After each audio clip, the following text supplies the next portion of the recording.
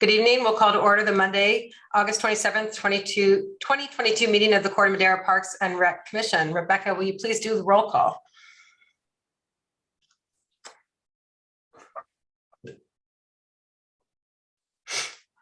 Okay, it's to do roll call. Chair Brown. Here. Commissioner Charlie. Commissioner Elson. Commissioner Koenig. Here. Commissioner Miles. Here. Commissioner Phipps. Here. Commissioner Rose. Here. And Youth Commissioner Lumley. Here.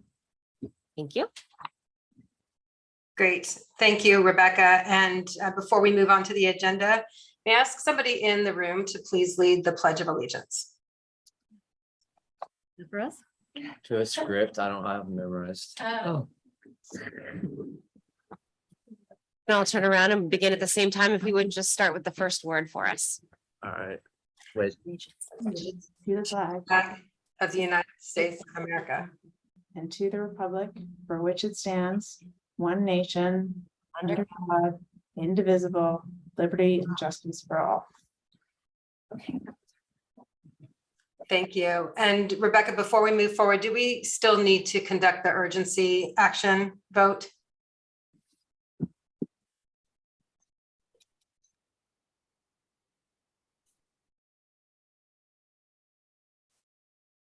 It is not on the agenda. Okay.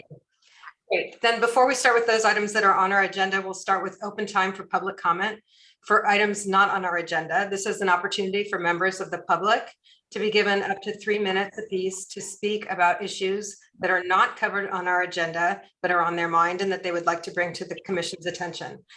The members of public can either raise their hand in the room or online, or email comments to publiccomment@tcmmail.org. Rebecca, do you see any hands raised in the room or online? I'm not seeing any. We do have one hand raised and we have an attendee in the audience who wishes to speak. So we should start with the in-house attendees first and then move to the online public comments.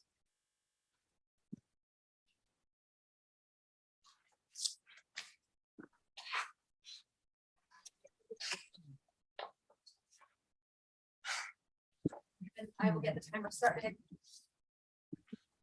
I shut up now. Okay, I have the timer ready when you're ready. Okay. Hi, my name is Tracy Lauderman, and I've come here today to try to, well, I live in Corte Madera on Montecito. And I'm trying to make an amendment to the leash law that we have down there. Because what's happened is I've lived there for 26 years and we're a very, very close-knit community down there. Almost all of us have dogs. We have parties down there. It's a path, an open path, and we all live along this path. And we get together every day at 4 o'clock and just all the neighbors talk, the dogs play. We have room to throw a ball for our dogs, and it's just been something we've done forever. But we've had someone move into our neighborhood in the last 2 years who has a German Shepherd.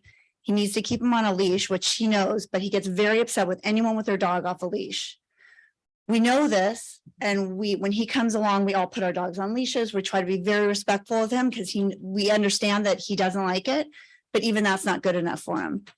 And he has accosted people. It's been a big problem. The police know all about him. He's been called on multiple times. He calls the police on a daily basis, or code enforcers who have now had to come down into our neighborhood and walk along in their outfits and tell everybody they need to put their dogs on leash, which they're all really good dogs and all under control. So in order to make him stop complaining, and I think to make everyone's life easier, is to try to amend it to a leash, dogs on leash and under voice control. Just in that one part on Montecito from First Street all the way down to where the tunnel has closed. And just that area. And I think it'll alleviate the problem, and everyone down there, really, it's a very respectful community. And it's been very hard on all of us not being able to having this kind of disruption in a very close-knit community. And the only other thing I was hoping is maybe that we could also have a pilot program down at our park in Corte Madera. I know we have a dog park, but it's not big enough. And the thing with dog parks is the people in a dog park don't really want to be with their dog. They're sitting there on their phones. The dogs just either run around or they're not being paid attention to, is what I'm trying to say. And when you try to throw a ball in a dog park, every other dog chases it, it gets stolen, you can't get it back, the people don't know how to get it back, it's not really working.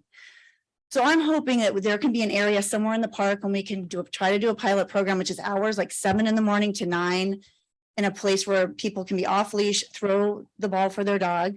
And then maybe at evening hours for people who get off work, who want to exercise their dog on a bigger space.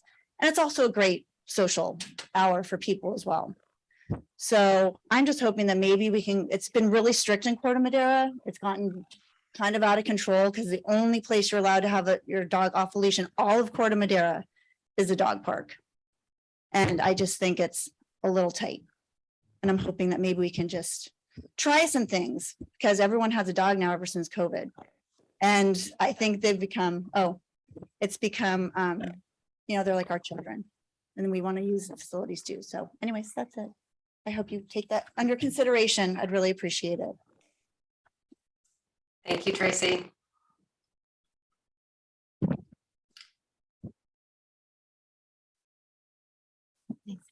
Okay.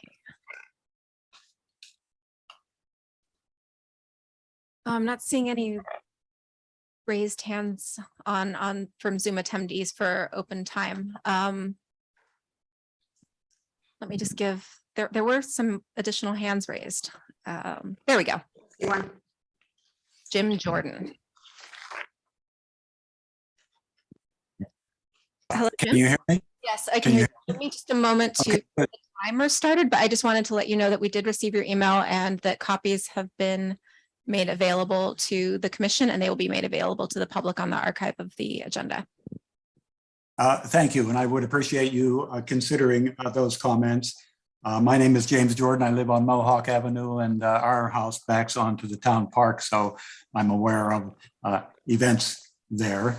And thank you for your service to the town. I know you put a lot of time into this and you're trying to do your best to make our town a better place to live. I have an idea, and the idea is how the town can make a lot of money, increase the revenue stream. And this idea would be to find people in the town park for violations of the code regarding dogs. Routinely, dogs off leash, dogs barking at the dog park, dogs swimming in the canal. At the dog park, there might be a dog there for 20 minutes, it's barking by itself, and then it leaves, and somebody else comes and they have 2 dogs, and then those dogs are chasing each other around and they're barking. And then a third dog comes and that dog's fighting with one of those 2 dogs. So sometimes, some days, there's nonstop barking coming from the park. And I saw another session of yours some time ago, but you were talking about the benefits of dog parks, and it made me realize that people have dogs. It'd be nice to have a dog park, but note for the people who live nearby, we pay a significant price for that type of thing. And the swimming in the canal, the favorite place to swim is right behind my house. And on occasion, when I question somebody about that, I get resistance, and not only resistance, but I get threats. I know where you live now. And so I have an idea. And part of the solution could be signage. I think it's been a few years since I spoke to you about signage, and you didn't have authority to make signs at that time, but I think now that you do. I think I still haven't seen a new sign at the dog park. And part of that sign would say no excessive barking, please. And then regarding the canals, all you need is a couple of little signs that say no dog swimming in the canal, and put one at that lagoon down by the dog park and put it up behind my house where there's a ridge that protects people from you from the other side there. But it's easy in and out for the dogs. And that's where the dogs swim. And it's not just the dog swimming, but it's often throwing a ball to the dog or shouting commands to the dog. But all things considered, I think the town could do better to improve the compliance with the code in the town park. And a big step in that direction is signage. I can understand you don't want a lot of signs that make a park feel too restrictive. But if you had a good sign in the dog park and 2 little signs at those 2 locations, I think it would be a big step forward. So thank you for considering that. Thank you for your comments.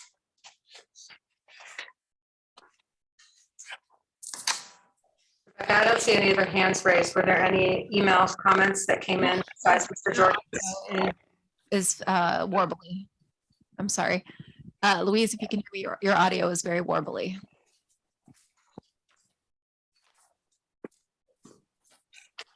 Can you hear me now? You- Not Not, better. not better.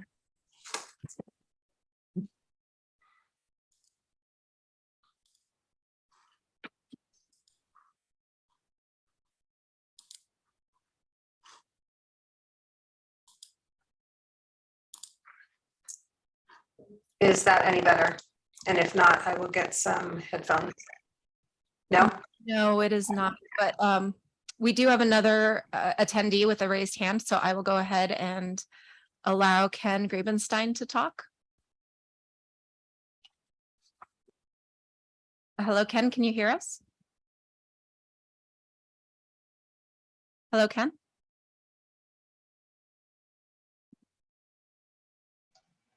Sorry about that. Okay, we can hear you now. Great. If you're ready to speak, I will start the timer for you. Thank you. It's certainly dog night here. I think it'd be great if we had a set of rules for the dog park. I had a negative encounter over the last few days, which resulted in a nasty conversation. I have an older dog. Someone came into the park with a non-neutered dog, and quite often there are non-neutered dogs who are threatened by, or neutered dogs that are threatened by non-neutered dogs. And so my dog became a little bit aggressive. There was no physical interaction, but I came home and I researched on Google, and everything I read suggests that non-neutered dogs should not be in dog parks. So I would ask that you consider making some sort of resolution. Non-neutered dogs for their own safety should not be in the dog park. And thank you for your time. Thank you for your comments. Is my audio better now? Much, thank you. Thank you. Did we have any email?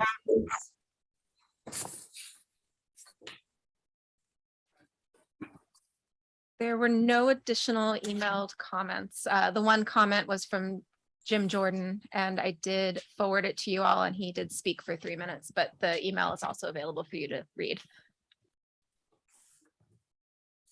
Great. Thank you. Then we'll move on to the next item on our agenda, which is reorganization of the commission. With new members of the commission, we have an opportunity tonight to identify a new chair and also select a new vice chair. So I open it up to commission members to make any nominations that they would have for these roles. Do we have any nominations for a new chair for the commission? I also have a question. This last year, we've had 2 co-chairs. Are we planning to do 2 co-chairs or an actual chair and vice chair? And I do have someone that I would like to nominate. Do you want me to just go ahead with that? Okay, I would like to nominate Alden Miles. I worked with her on the master plan subcommittee, and I observed her to be a very hard worker, to always look at facts and data and include and consider public commentary to guide her decisions. And so because of that, I would like to nominate Alden Miles. I would like to second that nomination. Would it be appropriate for us to hear if there are any other nominations and also nominations for vice chair before we move to take a vote?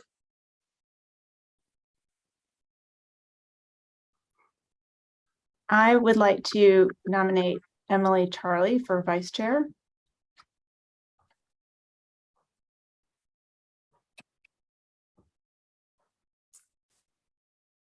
Do we have a second for her nomination?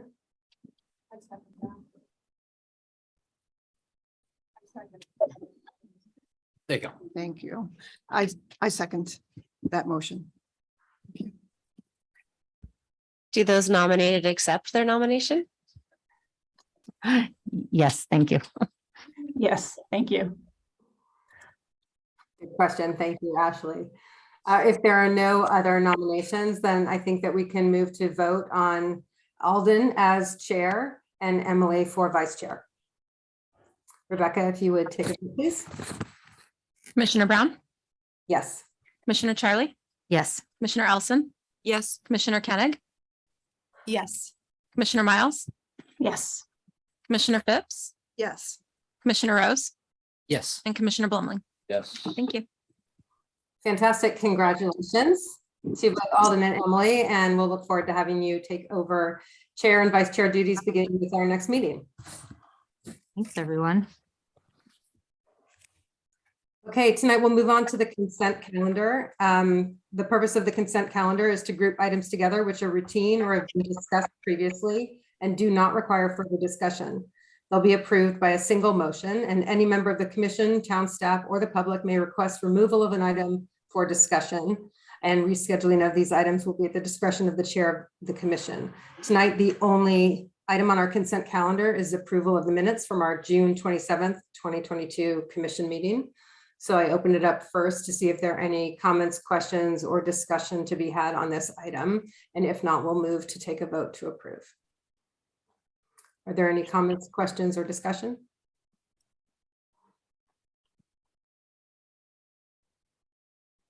Okay, then I think we can go ahead and make a motion to approve the minutes as written. Do I hear a motion? I make a motion to approve the minutes. A second? Thank you. Rebecca, if you could take a vote, please. Commissioner Brown, Yes. Commissioner Charlie, Yes. Commissioner Elson. Yes. Commissioner Koenig, Yes. Commissioner Miles, Yes. Commissioner Phipps, Yes. Commissioner Rose, Yes. Commissioner Blum. Yes. Great, thank you. That brings us to tonight's business items. We have one business item to discuss tonight, and that is regarding the Park and Rec Commission subcommittees, which we formed back in July of 2021, and to discuss whether or not to continue with these commissions with possible appointment of commissioners to serve on these subcommittees, since we've had some of our commissioners move off of the commission, and we have 2 new commissioners that we are welcoming to the Parks and Rec Commission. Ashley, would it be appropriate or necessary for me to read the full staff report at this time?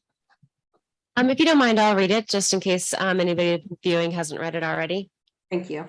Sure. Recommended action that the commission review and discuss subcommittees formed at the special meeting of the Parks and Recreation Commission on July 12th, 2021, and determine whether to dissolve, modify, or form new subcommittees.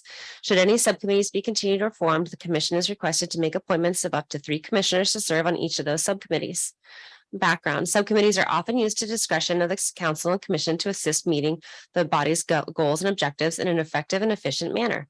Subcommittees do not replace the work or decision-making process of council or the commission, but help flesh out or fine-tune ideas and proposals of large-scale nature before bringing a recommendation forward for the consideration. In 2020, the Parks and Recreation Commission formed a Parks and Recreation Master Plan Subcommittee. The formation of this committee allowed the groups to focus on ideas, issues, and evaluate options related to the master planning process, resulting in a fully formed recommendation regarding the community and stakeholder survey and the public process that will be carried out after receipt of the survey results. The Commission Chair Brown proposed adding 2 additional subcommittees that would carry out similar work to support the benefit of the long-term goals of the commission while fostering greater community outreach and engagement, and staff is supportive of this request. The 3 proposed subcommittees were defined as the Master Plan Subcommittee, and I won't go into all the listings there, the Community Engagement Subcommittee, and the Programming Subcommittee. The commission discussed the possibility of forming additional subcommittees, and the commission, through the chair, formalized appointments for no more than 3 commissioners to each of those subcommittees established. Each commissioner was encouraged to participate on at least one of those committees. The last committee assignments for the term of 2021-2022 were the Master Plan, Brown, Charlie, Miles, and Phipps. Community Engagement was Janowski, McPherson, and Miles, and Programming was Elson, Phipps, and Koenig. As decided in July 2021, the subcommittee membership would be evaluated annually with appointments made each year following the reorganization of the commission and selection of the new chair and vice chair. New subcommittees could be added at that time with the approval of the commission or at any time throughout the year. Should the executive committee determine a need for a new subcommittee and request to agendize discussion and possible approval for formation of that new subcommittee. The commission is asked to review and discuss the 3 existing subcommittees formed at that meeting, determine whether to dissolve, modify, or form new subcommittees, and then go from there with assignments for at least 3 commissioners per subcommittee. Thank you, Ashley. This is a good time now for commissioners to bring forward any questions that they have about the subcommittees, purpose, why they were formed, and the work that they've done to date. We'll then open it up for public comment and bring it back then to the commission for discussion and decisions regarding whether or not to modify, dissolve, or maintain these subcommittees and potentially add any others. So are there any commissioner questions on these subcommittees? I guess I have a question about the programming committee. And the question is, how can we help you best? And now that you have more help within your department in that area, is this a committee that you still feel like you really need help from? And if we could get some direction on what that committee could do best to help you, that would be great.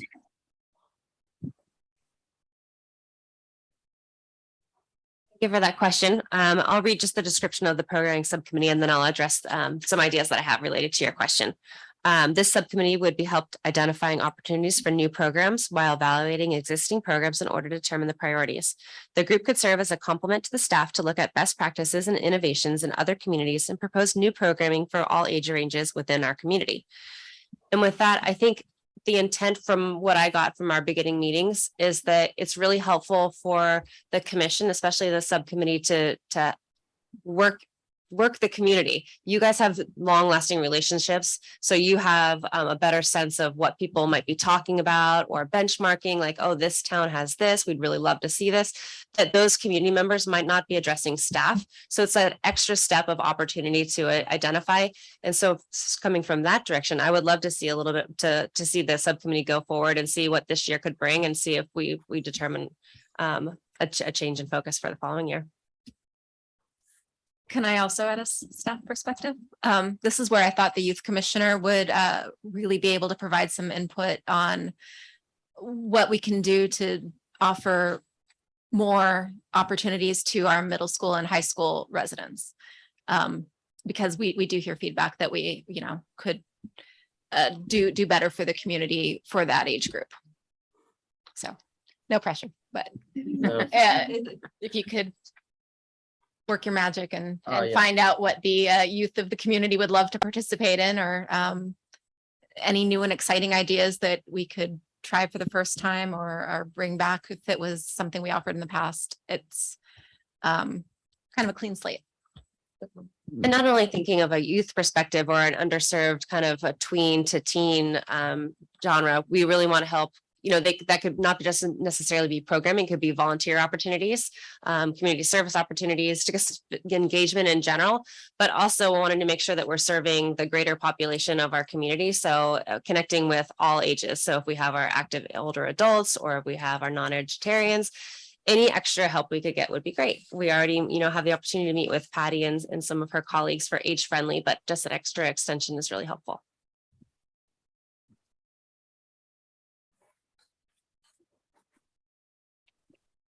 Louise, what I would share on the community engagement subcommittee was a semi-formed and had a vision for bringing really connecting more with different parts of the community and having a more regular touch point with neighborhood groups and big some of the fundraising groups and local community groups. We didn't do a great job of doing that very uniformly, and I think there were probably some community groups we missed in that process. So I think that rather than trying to have a subcommittee that is kind of trying to be that extra layer of communication, that we leverage either master plan or programming and kind of work through those channels to bring the voice rather than then kind of continuing with that subcommittee would be my recommendation.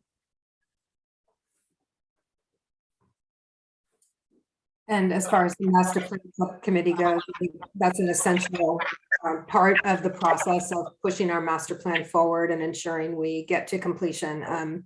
The subcommittee was instrumental in kicking off the master plan process with the community survey, partnering closely with staff to pull off the community engagement meetings and multiple levels of dialogue with the community. And we have several steps still to go through to get to the completion of the master plan, to take that to council. And I think that committee will continue to be essential and welcome new members to be a part of that committee's work.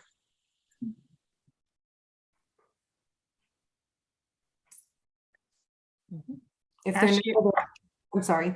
I was just gonna ask the folks in the room, or Ashley, if there were other subcommittees that we felt we had missed in the past year that have been identified as needs. Can't think of something that there's an unmet need that we would need assistance with. I think maybe it's just now that another year has gone through and we really are kind of seeing what the subcommittees can do and how they can engage, is really kind of maybe seeing it through a little bit more. So Mhm. there's more reports each meeting. That would be my recommendation. I might to tag on to that question. In other communities with council or commissions like ours, are there other subcommittees that are common that we don't have? Not that I'm aware of. Some commissions don't meet every month either. They meet every other, but I've found that we've had so much to talk about that it's been really helpful for us to meet each month. So I think that we are already very lucky with a very engaged commission. I think that's about right. The only other committee I think I've seen is a budgeting liaison sometimes.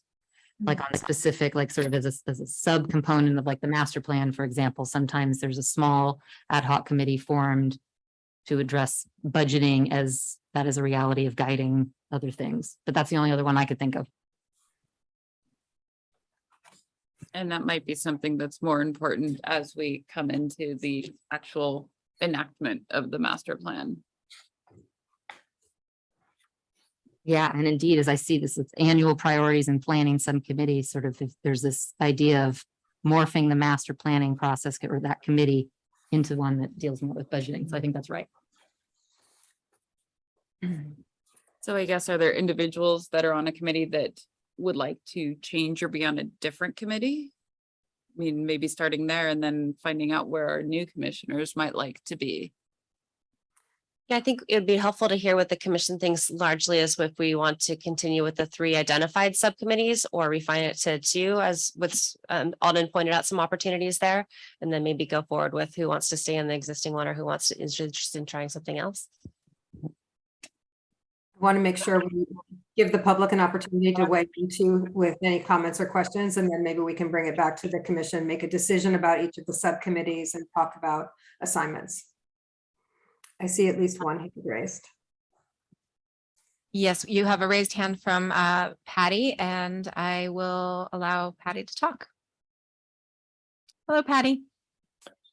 Good evening. I did meet probably about a year ago with Aline Phipps about ideas and handed over my my stockpile of collected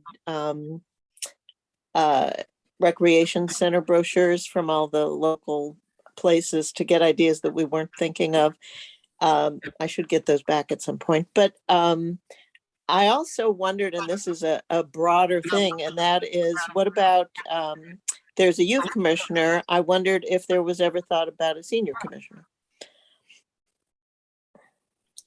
Senior.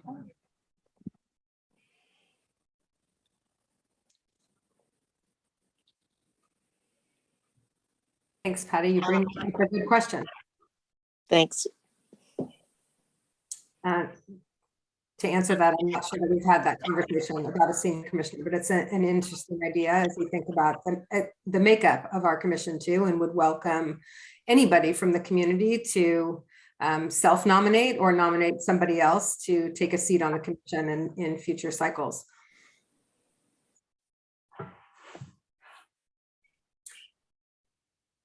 Do we have any other hands raised? Rebecca, I don't see any, and want to make sure that if there are any comments coming in through the email that we get those as well.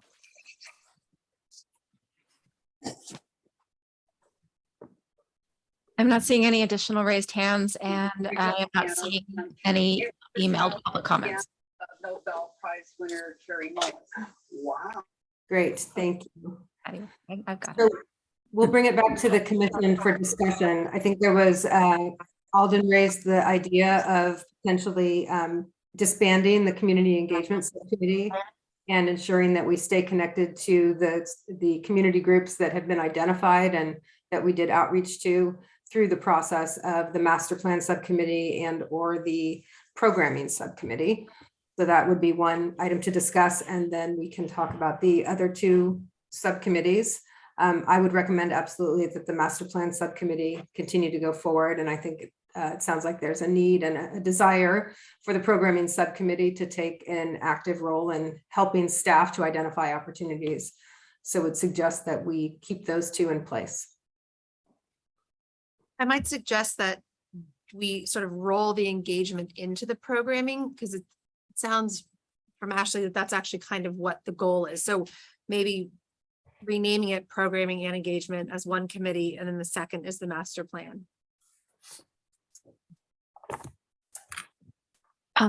Chair Brown, if I may, this is Rebecca. Part of the reason why you did have 3 subcommittees though was because you have a 8-member body, and due to Brown Act restrictions, only 3 commissioners can participate on each subcommittee without running into quorum public meeting issues.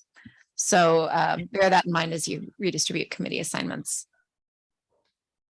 I think that's important. I would like to identify the subcommittees that are going to be most useful to the process moving forward, that can contribute the most. And it may be that not every commissioner has the bandwidth or interest in serving on a subcommittee. So we can also consider that it's not a mandatory part of your volunteer service working on Parks and Rec to also serve on a subcommittee. Can I just ask for clarification? Is it simply the number of commissioners listed on a subcommittee, or that attend a subcommittee meeting? That is a good point. I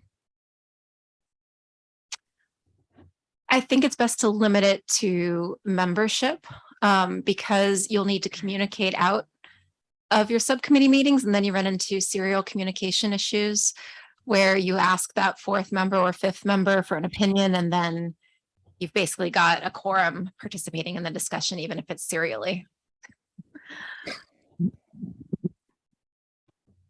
Ideally, we would have the subcommittees serve as point to discuss key issues and recommendations, and then bring those issues and recommendations back to the full commission for discussion on a monthly basis to get broader commission input.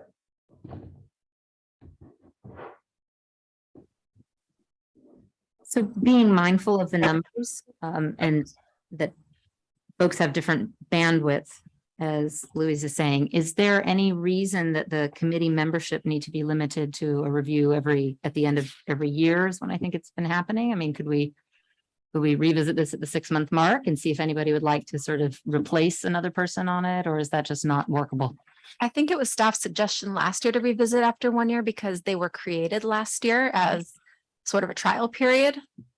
And then it was suggested that they be revisited annually at maybe the time that the chair and vice chair reorganize, similar to what we do with our council and council committee appointments. So it was just using that model. It was a suggestion. So if you think it might be better to shift committee assignments or revisit committee assignments more frequently, we can do that as well. Just an option for the numbers. I mean, certainly the way it's structured makes a lot of sense as to when to do it, but maybe it's something that we could just schedule to touch base and see if anybody at a 6-month mark would like to tap in and tap out. I don't know. What do you guys think about that? I can see kind of pros and cons. I think the benefit of kind of keeping a group cohesive might result in more productivity. However, one of the things I liked about the idea of having larger groups is it's difficult to schedule. Yeah. So if you had more than the option of 3 people to actually get together and talk about whatever issues at hand, you might get more fruitful conversation. And just speaking from my experience with programming last year, the 3 of us have 3 very different schedules, and it was tricky, and I think it did limit some of what we were able to accomplish. So, Yeah. but I also like the idea that people may want to, their lives change. So tapping in is, and tapping out's nice. I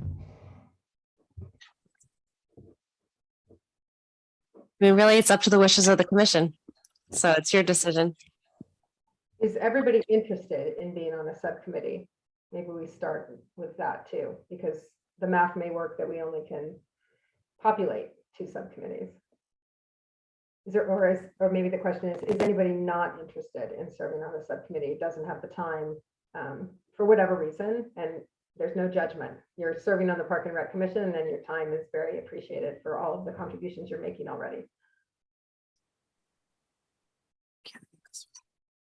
Well, I am on 2 subcommittees, so I would like to drop off of one and just be on one committee.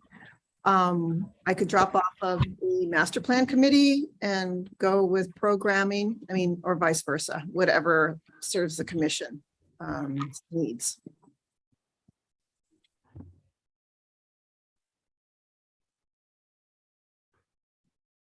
I'm new here. I'd be happy to participate in either subcommittee. So either master plan or programming, whichever you do want to. So I'm happy to help. So I have one other possible way to do this, because there are 8 of us, and with 2 subcommittees, that can be only 6 people. One other possibility for a subcommittee would be a little bit amorphous, but it would be special projects. Working with staff on key issues that come before the commission or the town that need to have some discussion, research, analysis, perspective brought to bear from the commission in advance of perhaps bringing that issue to the broader group. So that could be anything from the issue that was raised tonight about dogs on and off leash, and whether there should be an allowance for dogs off leash. That could be a special project as one example. Chair Brown, I can also recommend that, or suggest possibly that maybe programming is split into 2 separate subcommittees based on subject area. I don't know what how the programming committee, that's also why we're revisiting this, to find out what each subcommittee's experiences were over the last year and what struggles you had in meeting as a subcommittee and working on your subject area. So it's possible, if it's just too large of a subject to tackle by one subcommittee, maybe it makes sense to split it, if that's a way to get more people involved, and that they have separate spheres of influence or subject matter experts. Chair Brown, I do like the idea of having a group sort of at the ready to address public comments that are brought up, because I often will feel like it's, you know, a community member has made a statement and then it's heard, and then there isn't really follow-up that's clear. And so I like the idea of having a group that maybe just to bring more light for the rest of the commission, possibly at the following meetings, or clarifying with the department or whatever it is. But I think that that's a nice idea, because sometimes it just feels like it falls after we've heard it. I agree. I like that one, and I'd be interested in serving on that. Yeah, I think that's a great idea. Maybe that's actually a 3rd subcommittee rather than a special project. Maybe we have 3, we just change it to, Yeah, that was my call it, but you know, response, community response division. That sounds like a different way of saying community engagement. Maybe. I'll think about some ideas, but yes, I think that there would be a good use for that committee.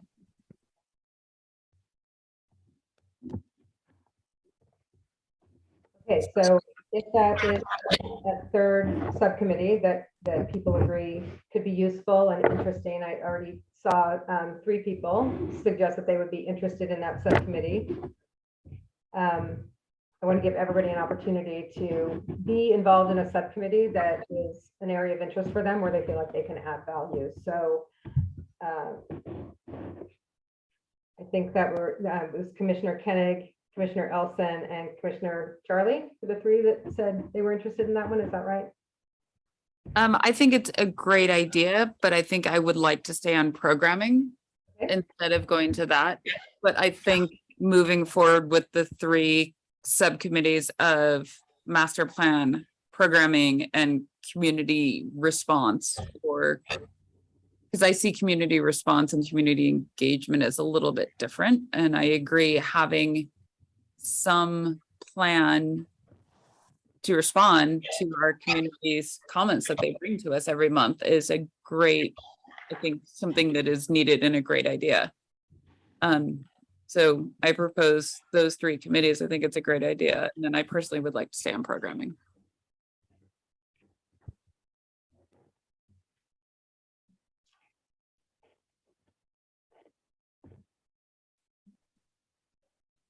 Need action from us or anything? All right. The action would be to, I guess, either show of hands for each so that we can make a note of it in the record of who will serve on which committees. Let me start with master plan. If you could raise a hand if you're interested in either staying or joining the master plan subcommittee. I see Commissioner Miles, Brown, Rose, and Blumling are all interested in that.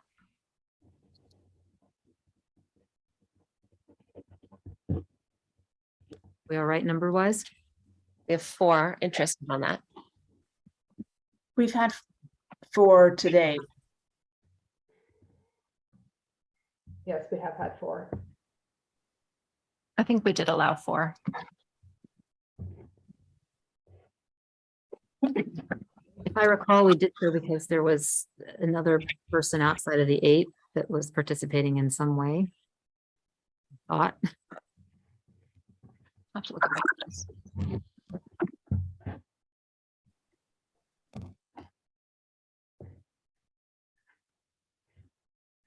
So confirmation of that subcommittee will be pending review of the Brown Act. Yes, that's a good way of putting it. And if we could have a raise of hands of who's interested in the programming subcommittee. Right. I see Elson, Koenig, Rose, and Pip. I expressed interest in it if there's the numbers allow Sure. for it. Thank you.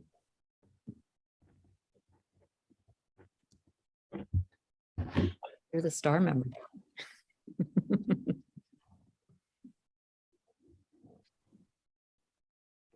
And for the subcommittee that's to be named, interest for that. Okay, I see Charlie, Koenig. I'll raise my hand on it, since I'm stepping away from chair. I will try to participate in that as well.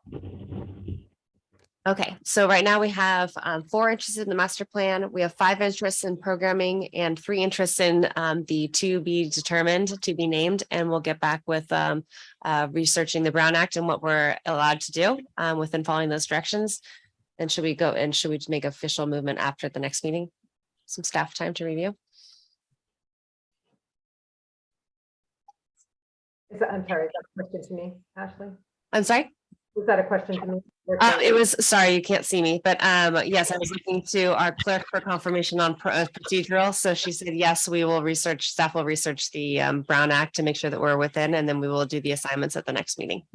Confirm the assignments. And if we can't, because we will not be able to accommodate everybody who's interested in each subcommittee, just know that you'll still have plenty of opportunity to weigh in on these topic areas of interest to you. And we will have opportunities to switch up the subcommittee membership and leadership over the course of the next year or 2, et cetera. So you will have a chance to contribute significantly in those areas.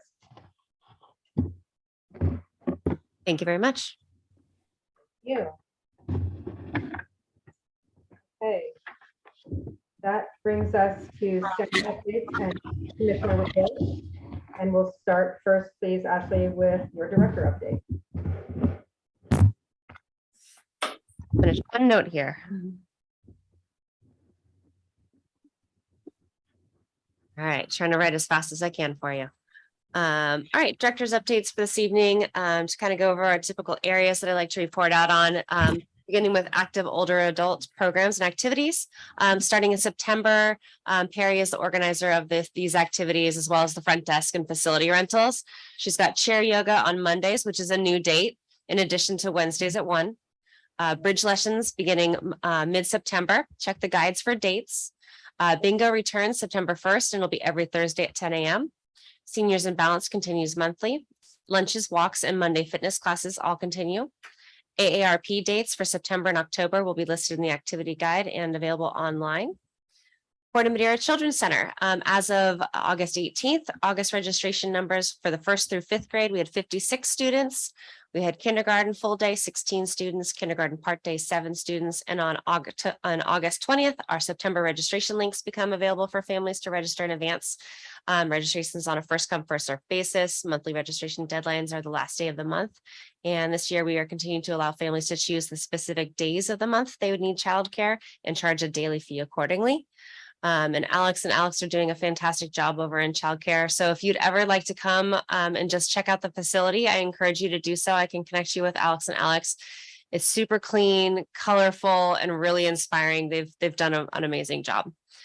After school enrichment classes, which are hosted by Erin, who is our recreation coordinator. We have printed menus that went home last week with students at the Cove and Neil Cummins. So please make sure you got those in your backpacks. Those classes began after Labor Day and the registration is open now. More printed menus are available at the community center and online. We've got links on our department page. Adults with Developmental Disabilities, Rec Inc. We have the Larkspur Champions Line Club meetings, Monday basketball for winners, first Friday game night, second Friday party night, and third Friday dances. And Erin's reaching out to volunteers. She's traditionally had about 500 volunteers from Corte Madera and Larkspur.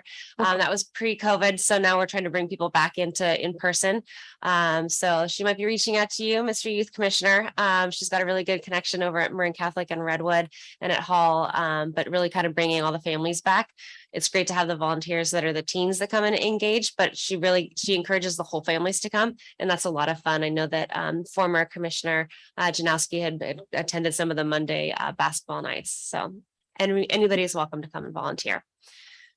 Community events, we had our music and movie nights. In my opinion, they were a great success. Hopefully you had some community feedback. I know we had Commissioner Rose join us last Friday. Last Friday was our event over at the Cove. We had one at the Cove and one at Town Park, trying to do a balance of services on both sides of our community. We had live music and then followed by a movie. And this last one, we engaged the PTO over at the Cove and they did a fantastic job serving popcorn, and they arranged for Abel's food truck, and we had nothing but cakes there. It was really a lot of fun. So hopefully everybody was there. We had a good time. A reminder that registration is open for our family roundup dance, and that is on Saturday, October 22nd. It's $20 per person. That's in replacement of the traditional father-daughter or mother-son dance. So if you could help us engage the community and kind of tell the story of why we've changed the title and the format of the programming, just trying to be all inclusive and really encourage anybody to come with their special adult. It doesn't have to be a traditional family. We really want to embrace everybody. So hopefully everyone will join us. And then we are refining some of our activities and events from September through December, and those will be on our printed activity guide. We're working on the final draft now, so it should be out in the next couple of weeks. Are there any questions? One quick thing on the master plan. I know the master plan committee doesn't have a formal update at this time. We are kind of in hold. We're waiting for a refined quote from a combination of Mach 5 and RHAA to perform a facilities conditions assessment.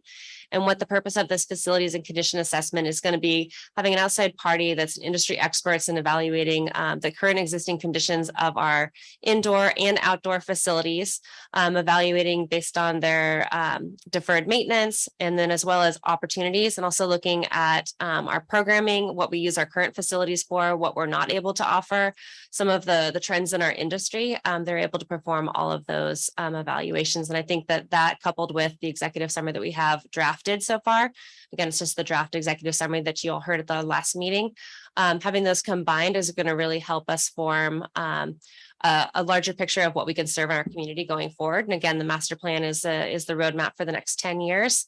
And then hopefully that'll also help us identify our priorities. That's also one of the things that those two companies do for us. And then once we have that back, we're going to be able to, as a commission, evaluate it and then make a recommendation to council for review. And right now that goal to meet council would be in January. We wanted to skip December in case people are on traveling for holidays or too busy during the holidays. We really wanted to be respectful, and hopefully it'll be that second meeting in January if all goes on track. Any questions?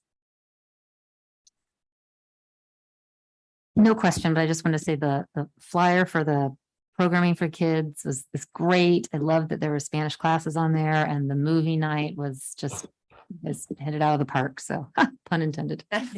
So, thank you so much. Great. Thanks, Ashley. Love all of the innovative programming and getting people back together again. So important for our community. Thank you. Okay, we'll move on to commission reports. We'll start with updates from recent town council meetings. I listened asynchronously to the July 19th Corte Madera Town Council meeting. There were just a couple of things that were pertinent for this group to know about from that meeting. The first was a really nice commendation that the mayor gave to Emily Janowski for her 8 years of service on the Park and Rec Commission, and he had a proclamation that he read and delivered to her, and that was a really, really nice recognition of all that she's given to the commission, which we talked about a little bit in our last meeting, but she was an invaluable participant, and I'm sure she will not be far from our meetings in the future. She still have a lot of ideas to bring forward. There was also a presentation by Rachel Kurtz talking about the NRG program, and if you haven't all familiarize yourself with NRG and what they're doing, I think it's worthwhile to go back and listen to the full recording. There was a lot of discussion around how NRG collaborates with and complements our local emergency response team. So it's important for us to know we live in a wildland urban interface, and the Bayside is subject to issues with tidal rise. So it's important for all of us to know what's in place and what we can individually and collectively do as communities and neighborhoods. And finally, there was an approval of Adam Wolf as interim town manager, as Todd is moving on to his next opportunity a little bit later this year in Mill Valley. Commissioner Phipps, you covered the August meeting. So I attended the town council meeting on August 16th, and it was a 3.5 hour plus meeting. I think that's a record. There was a lot of discussion on the Caltrans presentation for the 101 overcrossing at Talmapias Drive. Discussion on housing element or affordable housing plans took up most of the meeting. But then Adam Wolf, the interim town manager, did talk about his transition plan, and that would include he and Rebecca working together and during the transition, and also that Ashley and Park and Rec Department would be working with Rebecca going forward to discuss any issues. And that was all that was discussed in terms of Park and Rec. Great, thank you. I don't believe we have any updates to provide from the Executive Advisory Committee. Ashley, I don't think we had anything that was pertinent to bring forward. No? Which brings us to subcommittee reports and assignments. As Ashley mentioned, master plan subcommittee doesn't have any updates other than what she just provided. I know that there have been intermittent meetings between programming and community engagement. Do either of those subcommittees have anything to report? Programming did not meet this month. Community engagement did not. Okay, then we'll move on to individual commissioner updates. If there's anybody that has an update outside of the subjects that we've already covered that they would like to share, please do so now.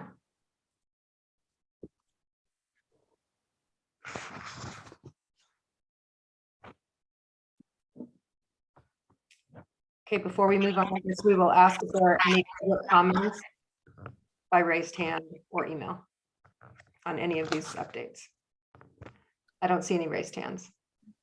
I also do not see any raised hands, and you did not receive any emailed public comments.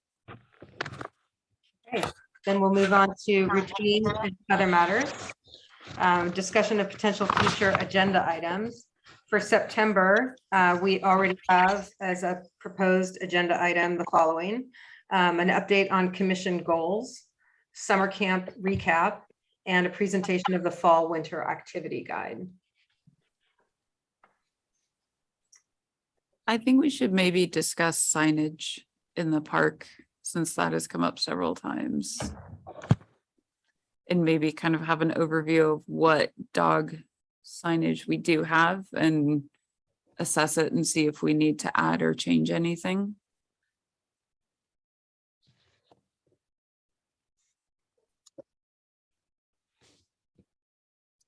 Chair Brown, the commission goals is that, what is that topic intended to cover? That's a good question. I don't recall the commission setting specific goals a year ago. Ashley, perhaps you can help us with this topic area. My impression is that historically it's on there as we get a new commission in place and we kind of discuss some of our goals. Maybe people have different motivations and interests in what their involvement is, and maybe we could facilitate a discussion on that. And I think last year we really focused on putting it into the master plan and knowing that we were going to include most of that conversation related to the topic. Excellent. Thank you for the clarification. And based on the conversation earlier, we'll add subcommittee assignments, confirming those in our next meeting as well.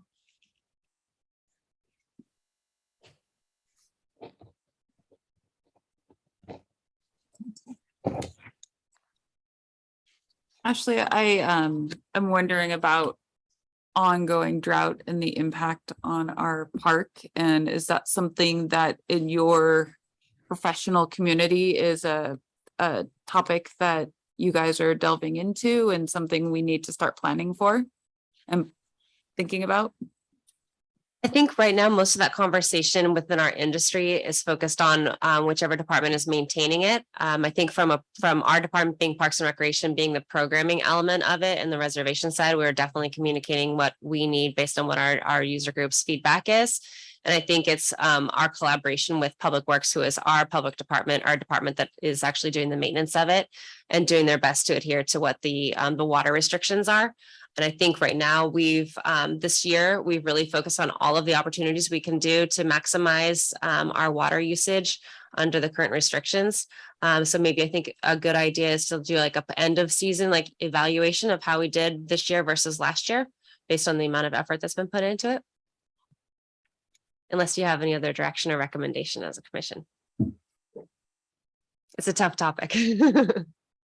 Well, I think it is a tough topic, and as we start to recognize the kind of our open green space and the role it plays in kind of climate change and in the preservation of natural spaces within our town, it's going to. I think these two topics are going to get closer together. So potentially bringing it as part of how we think about goals and the role of kind of this committee and sustainability and how it interplays with community engagement and Parks and Rec in general, I think is a good thing to think about for a topic for next session. If you don't mind, I suggest maybe delaying it a little bit further. We have our largest soccer program and largest user groups out on the field beginning this last weekend. And the existing soccer season is going to go from August through October for recreation, but then our competitive will go through the beginning of December in some cases. I think following the end of the season, that's when we're really going to see the fields utilized to their capacity. Then maybe we invite Public Works to come back and kind of give us an evaluation, if you wouldn't mind delaying the update. Oh, yeah, I think it's more the how do we want to think about it as a goal for the commission, and we can think about it as commission and commission goals, and how does sustainability play into that for next. And I agree with you, Ashley, we should understand fields as a key piece of the parks, but certainly there are more elements that we probably need to consider. Sounds good. Also get a sense this is not a one and done topic, so it's probably good that we talk about it, get ideas.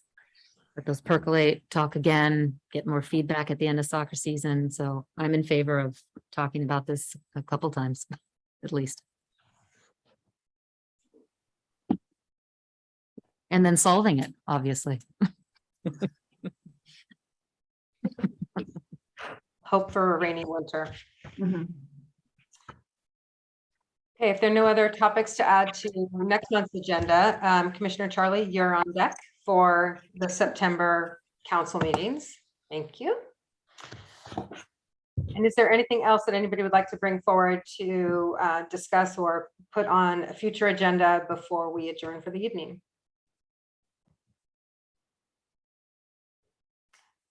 Not seeing any raised hands or hearing any comments? Quickly, I just wanted to make the commissioner aware that I did change the order of commissioners assigned to the council. We had the short discussion last time that we had commission members that were traditionally assigned to specific months, and it made it hard. So we did shuffle it. So I just wanted to make sure everyone noticed that. And again, since we have eight commissioners, some people got off a little luckier. But we can change that next year if you want. Thank you, Ashley. We'll just consider it rolling. If you are light one year, you're heavy the next. Okay, then we'll consider this meeting adjourned. Our next meeting of the Park and Recs Commission is scheduled for September 26th. And we'll see you all then. Thank you. Thank you. Thank you. Thank you.